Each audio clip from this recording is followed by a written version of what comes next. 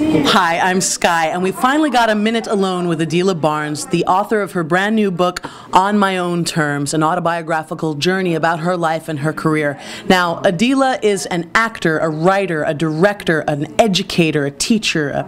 I'd throw in a healer with that. And she's the founder of the LA Women's Theater Festival. She's a successful, accomplished actress, award-winning actress on film, TV. You may recognize her from her role on Roseanne. She's also been in the film Erin Brockovich and a whole bunch of other things. Adilah, tell me a little bit about how you embarked upon this journey of writing a book.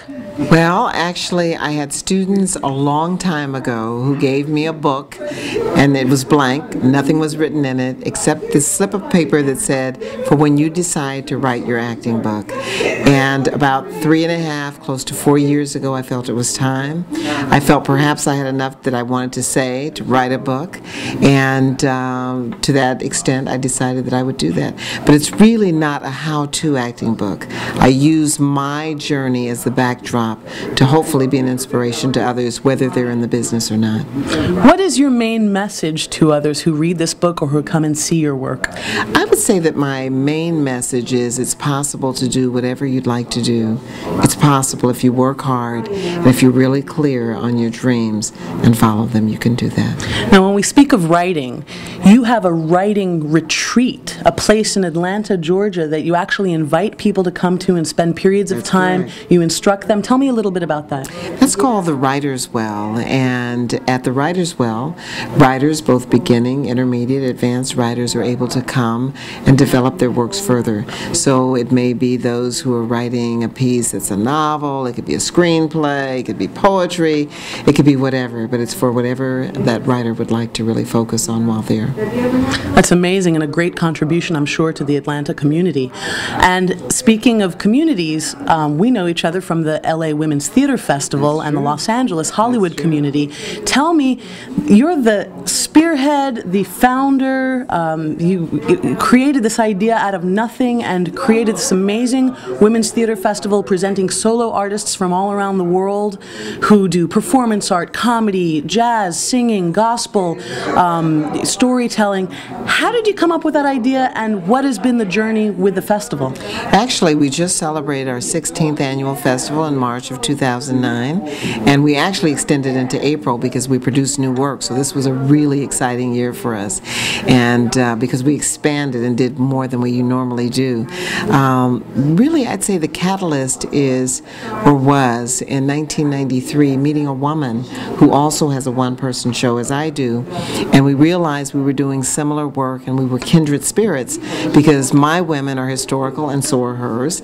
And by the end of the conference that we attended, they asked for announcements, and she asked, what if I go up and find out if there are any other solo artists here? I thought it was a great idea. She went up and all these people came to the rear of the room. We had actors, dancers, storytellers, performance artists, performance poets, and more. And that was the beginning. That was the seed for the Los Angeles Women's Theater Festival. So we're still here. We're the oldest solo festival for women in Los Angeles. And it's amazing. And I know this year Vanessa Williams was one of the people who showed up. Food. That's right. That's right. Great. And what I know that we've also had some tough times. What have been the biggest challenges producing this kind of work? I would say really the biggest challenge is revenue, making sure that you've got the money to keep your doors open. And it's really a miracle that we've been around for 16 years because we're very much volunteer driven, and I personally have never been paid to work in the festival, and people cannot believe that, but it's true.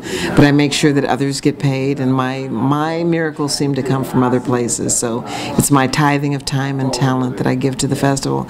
So I'd say really the biggest challenge for us right now is to keep our doors open because we have a good problem, and that challenge is we've outgrown our budget. So with all the growth that we've had, we really do have to have more paid positions. We simply must do that because it's impossible to continue operating as a mom and pop kind of business when you're growing and really stretching beyond the seams. We just need to really have more money. And I noticed there are some positions open for interns this summer and maybe in the future as well. So if you're in the Hollywood or LA area, or you know anybody who wants to get involved with the theater festival, definitely go to the website www.lawtf for LA Women's Theater Festival.org, right? .com. .com, sorry, lawtf.com. Adilah.com. That's it. I've been there. I just press a button and it goes automatically. Well, Adilah, you've had such an amazing life thus far, and you're only, hopefully halfway through it. What have been some of the biggest challenges that you've faced, and was there any particular moment of revelation? Maybe you were kind of down and out, and like every actress is at times, and then had this moment of like pushing forward and getting to the level of success that you're at now?